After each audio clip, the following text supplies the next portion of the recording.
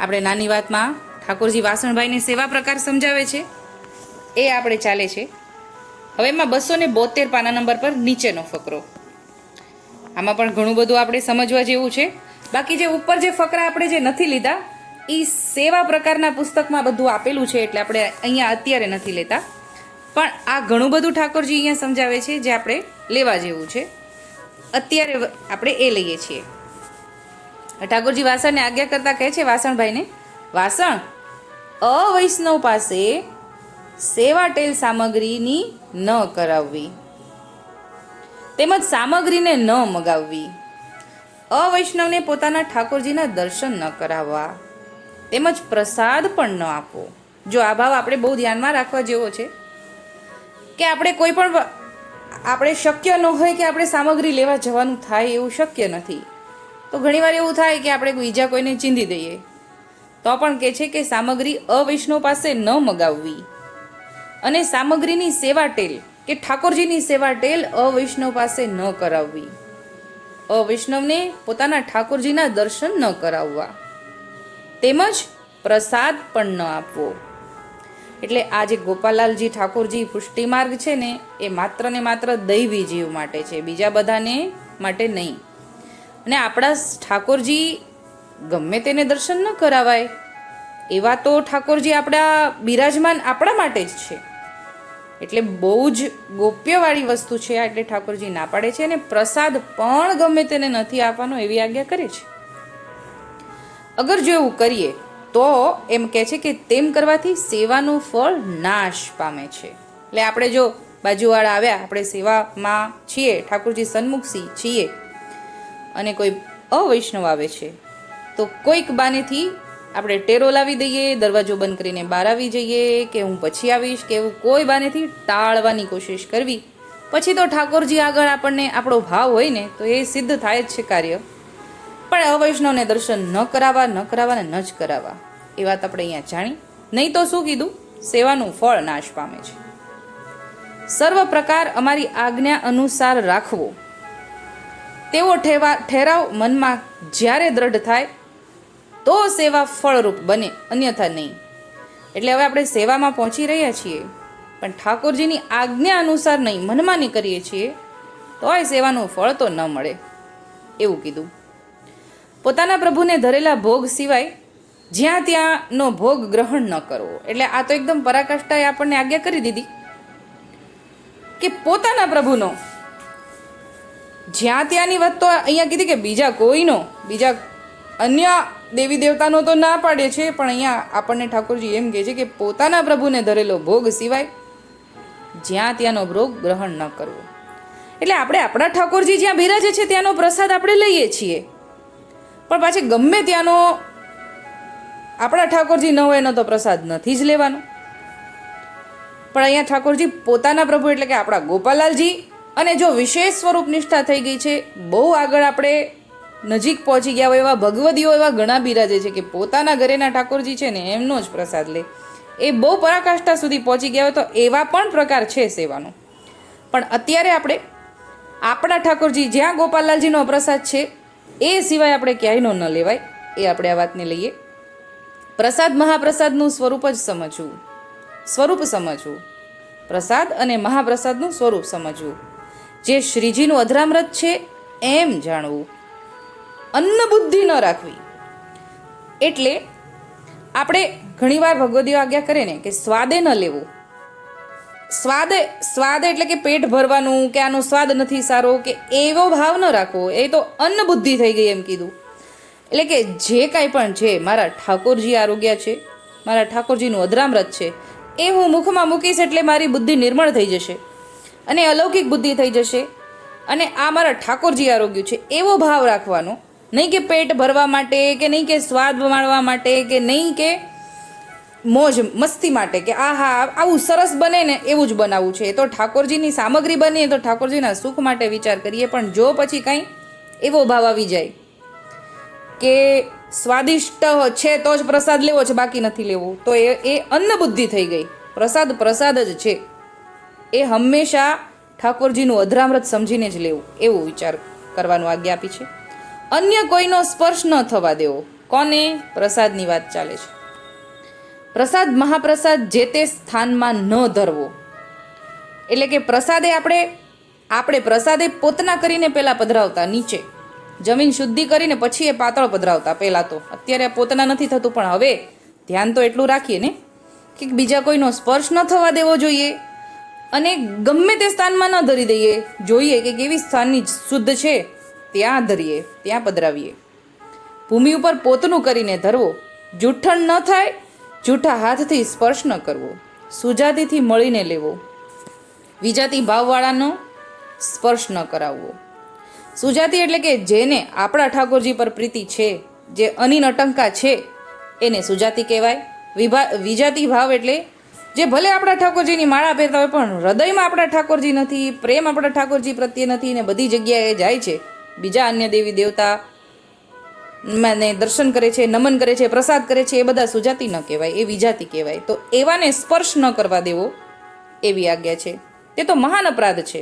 એટલે કે જો એવાને આપણે પ્રસાદ આપી દીધો કે પીરસવાય આપી દીધું તો એ મહાન અપરાધ થઈ ગયો એમ કીધું. તેથી આપણા માર્ગમાં પ્રસાદ ગોપ્ય રાખવો, અન્ય માર્ગીને ન આપવો.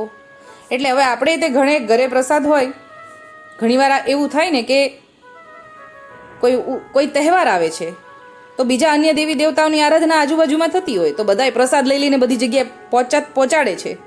આપણા ઠાકોરજીનો પ્રસાદ આપણે કોઈને ન અપાય, એનો અધિકાર માત્ર ઠાકોરજીના સેવકનો છે. બધાને આપણે પ્રસાદ વાંટતા ન ફરાય, માત્ર ઠાકોરજીના સેવકને જ અપાય.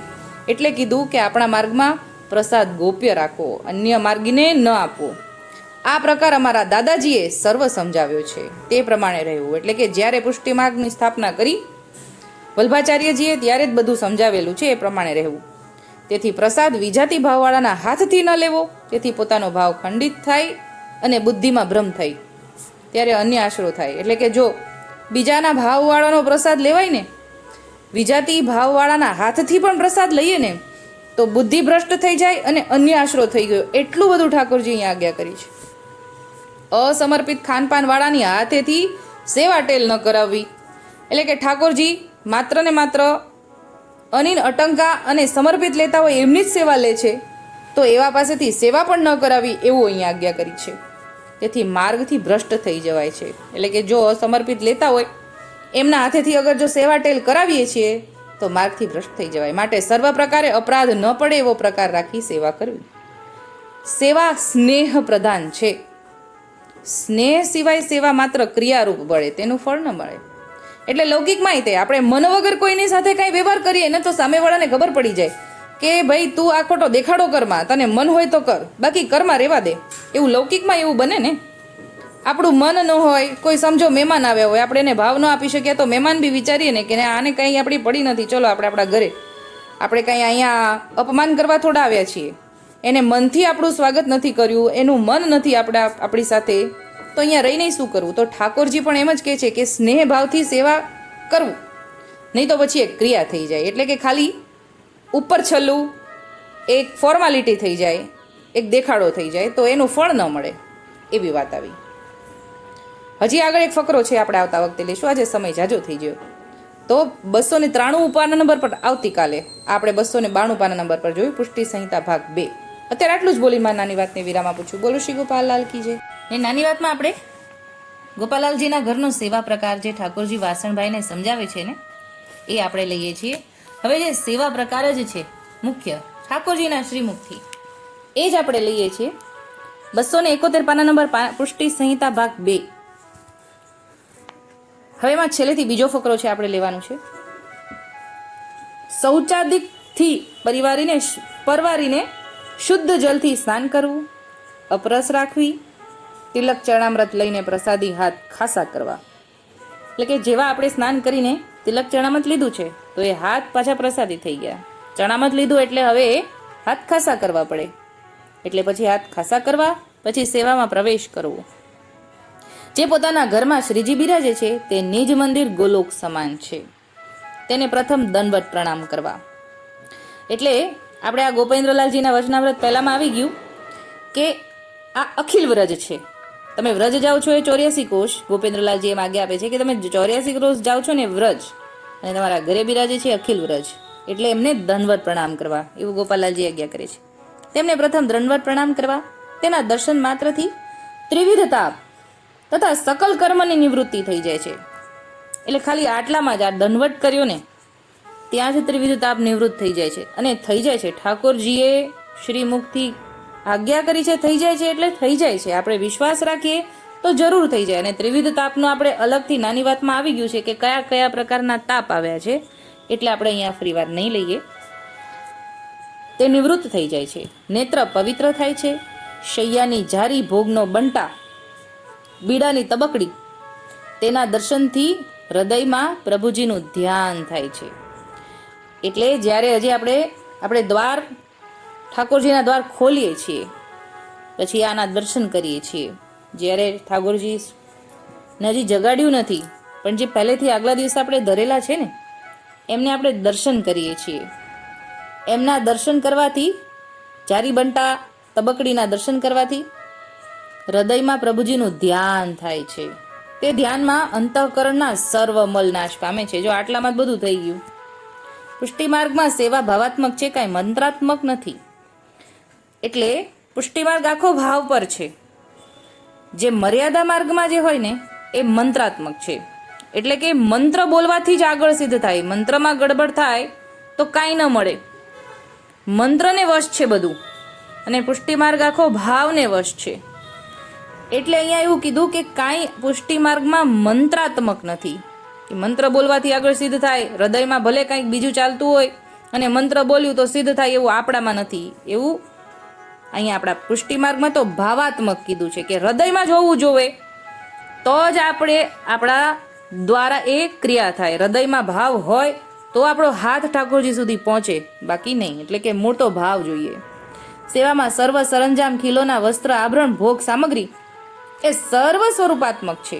જો આપણા ચર્મચક્ષુ છે એટલે આપણને આ દેખાતું નથી, પણ ઠાકોરજીએ કીધું પુષ્ટિ માર્ગમાં બધુંય ભાવ, બધુંય સ્વરૂપાત્મક છે. એમને એમ કાંઈ નથી. એટલે કે બધી જ વસ્તુ સરંજામ જે ઠાકોરજીના ગોલોકધામમાં, એટલે કે આપણા જે સેવાનો કબાટ અથવા તો સિંહાસન બિરાજમાન હોય, જે આપણે સેવાની જગ્યા છે ત્યાં બધું જ સ્વરૂપાત્મક છે. વસ્ત્ર છે, આભરણ છે, ભોગ છે, સામગ્રી છે, ખીલોના છે. ઠાકોરજીના ત્યાં આગળ આપણે પરિકર અગર આપણે ખીલોનામાં પધરાવીએ છીએ, બધું જ સ્વરૂપાત્મક છે. આપણા ચર્મચક્ષુને કારણે દેખાતું નથી, પણ ખરેખર છે જ.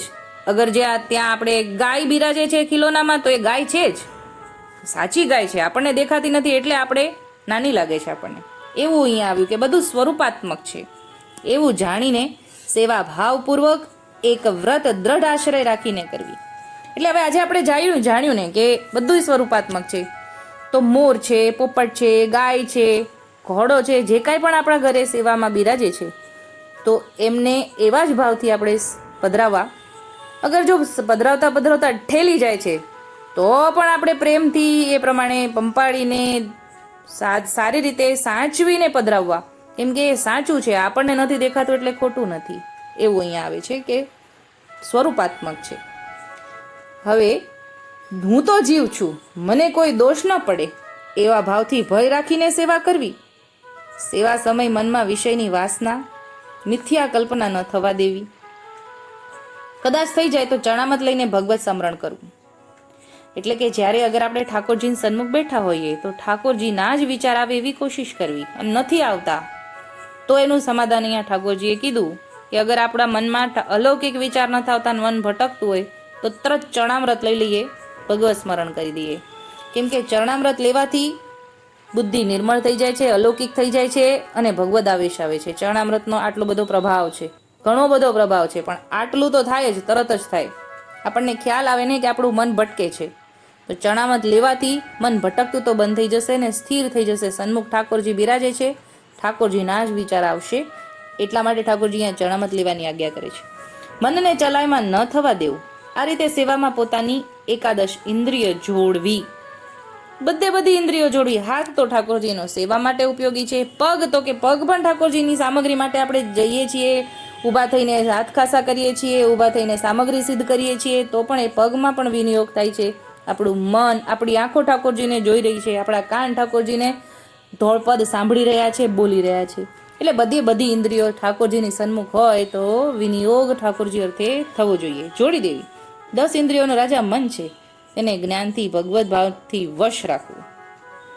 જે જાણવું, દેહ ધારણ કર્યાનું ફળ તો આ જ છે. સેવા સમરણ દદ આશ્રય જેવું બીજું કોઈ સાધન નથી. એટલે કે સૌથી પહેલા મન જ્યાં હોય ને ત્યાં શરીર હોય. એટલે મનને જ ઠાકોરજીના ચરણારવિંદમાં પધરાવી દેવું, એટલે આખું શરીર. તો પછી મનની પાછળ ઠાકોરજીની સેવામાં જ વિનિયોગ થશે, એમ અહીંયા સમજાવ્યું. આ આપણે એક ફકરો જોયો.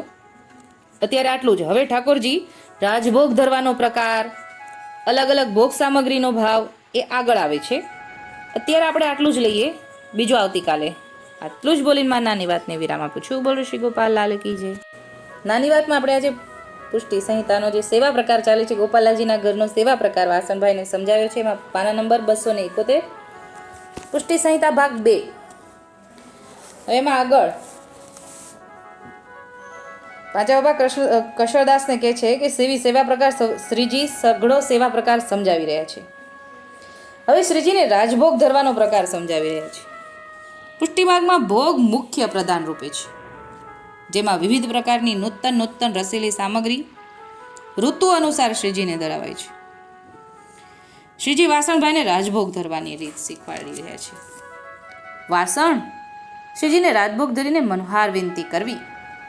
જો ભોગ તો જે સમયે જે આવે, જે પ્રમાણે આવે એ પ્રમાણે આપણને ભગવદીઓ ઘણીવાર સેવા પ્રકારમાં પણ આપેલું હોય છે. ન સમજણ પડે તો ભગવદીઓ દ્વારા પણ આપણને સમજણ પડી જાય. હવે એ પ્રકારે હવે ઠાકોરજી અહીંયા રાજભોગ ધરીને મનોહાર વિનંતી કરવાની, કેવી વિનંતી ને કેવી રીતે કાની, એ ઠાકોરજી સમજાવે છે કે મનોહાર વિનંતી કરવી. રાજ આપની વડાઈથી પંચ ભગવદીની કાનીથી આરોગજો. ખાટું ખારું ઓછા અદકું ક્ષમા કરજો. પંચ ભગવદીની કાની વિના શ્રીજી આરોગ્ય નહીં, તેથી ઘણી સાવધાની રાખી દીનતાથી ભોગ ધરવો. તાતી ગરમ સામગ્રી આરોગાવવી નહીં. વાસી વણસી ગયેલું વસ્તુ પદાર્થ ન ધરવું. ઉત્તમ પદાર્થ શ્રીજીને ધરવા.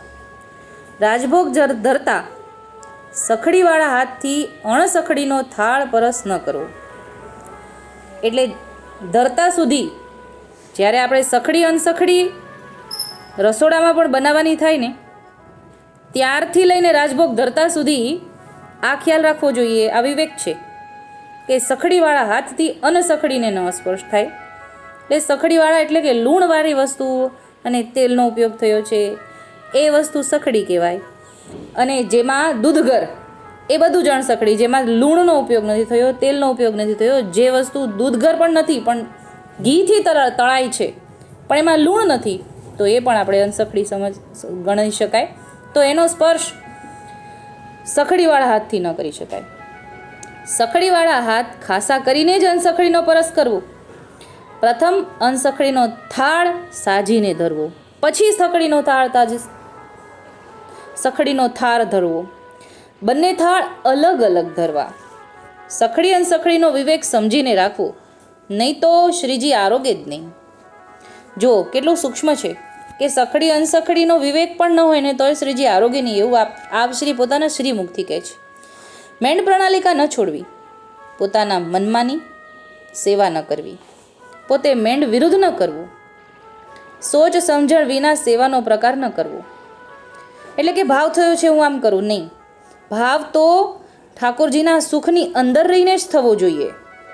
એવો ભાવ ન થઈ જાય આપણાથી કે જેમાં ઠાકોરજીનો શ્રમ શરૂ થઈ જાય, તો એ ભાવ નથી. એ તો પછી અણસમજણ છે અને મનમાન્યું પછી થઈ જાય.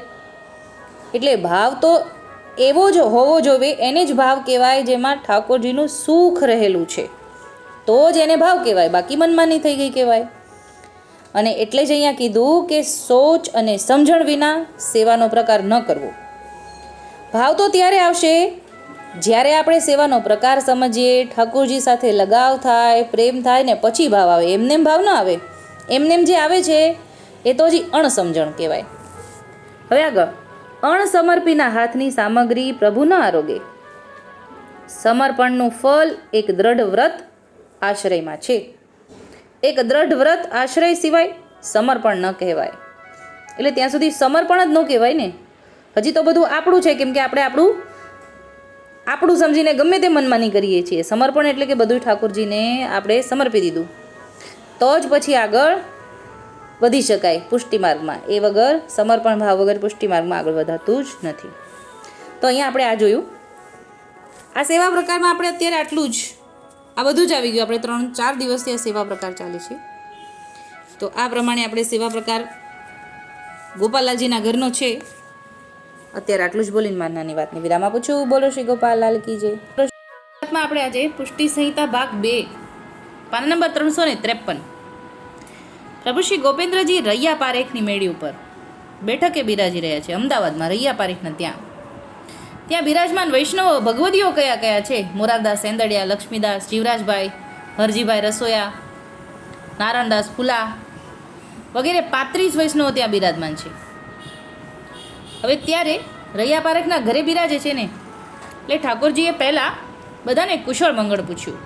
એમનો જવાબ દેતા આ જવાબ દઈ રહ્યા છે કે આપની કૃપાથી તો સર્વ કુશળ મંગળ છે.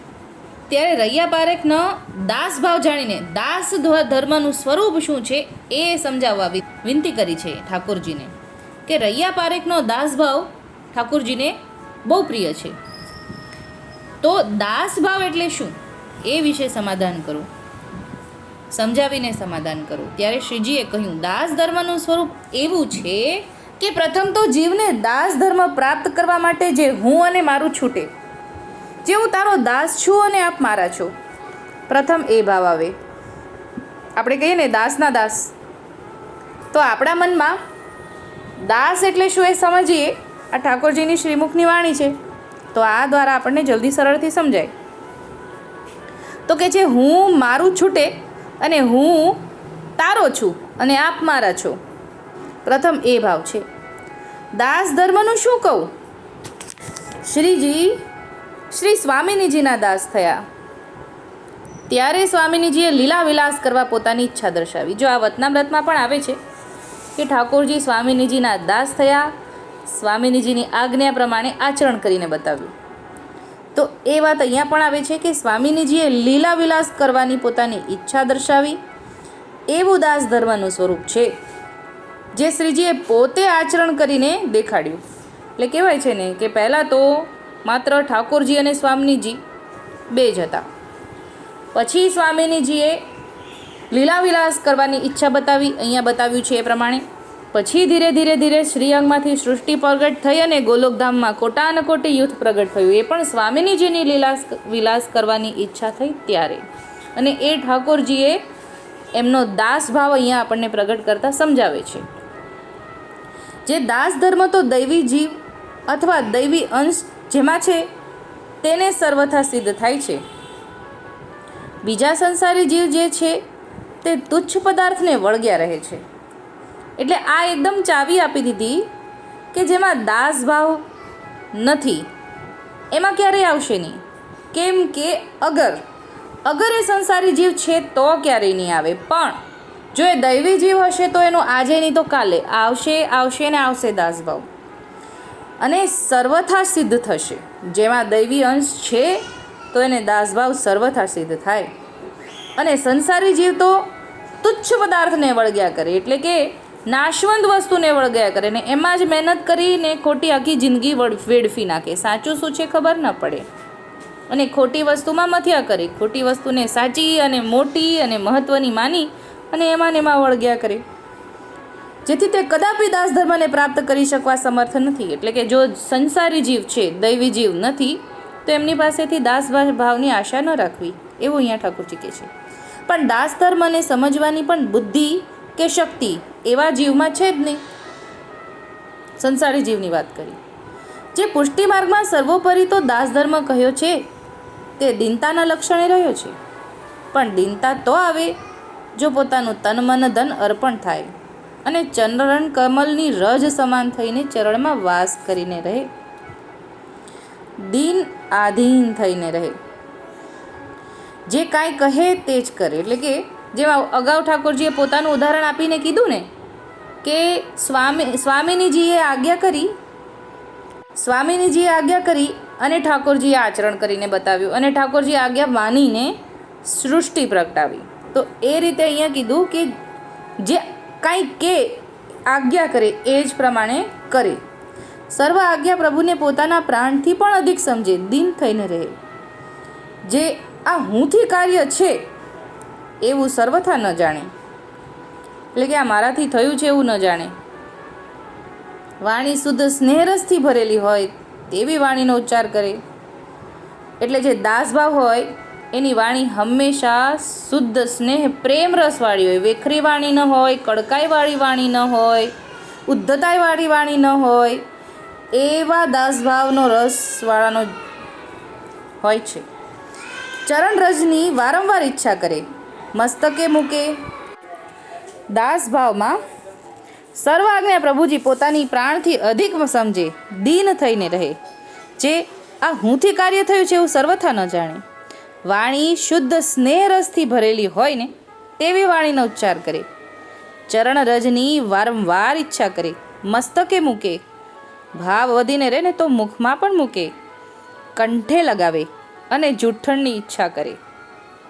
એટલે દાસભાવ જ્યારે આવી જાય ને તો આવું બધું મન થાય, કેમ કે દીનતા આવી જાય અને સામેવાળાને આપણે ઠાકોરજી સમાન માનીએ. ત્યારે દાસ ધર્મનું લક્ષણ પ્રાપ્ત થવાનું છે. તે પ્રકાર જીવમાં જોવામાં આવે એવો દાસ ધર્મનો પ્રકાર રૈયા રાઘવમાં આજે દિસી રહ્યો છે. રૈયા રાઘવ પ્રભુજીની વાણી સાંભળી શ્રીજીના ચરણમાં લૂંટી પડ્યો. રાજ અને રાજના લાડીલાનું કૃપાબળ સમજું છું. જો આ છેલ્લા વાક્યમાં પણ દાસ ધર્મ દેખાઈ ગયો ને આપણને, એવું આપણને અહીંયા ગોપેન્દ્રલાલજીએ રૈયા પારેખના અમદાવાદને ત્યાં રૈયા પારેખના ઘરે આજ્ઞા કરી છે. દાસ ધર્મ આવો હોય એવું સમજાવ્યું છે. અત્યારે આટલું જ બોલી નાની વાતની વિરામ આપું છું. બોલો શ્રી ગોપાલ લાલ કી જય.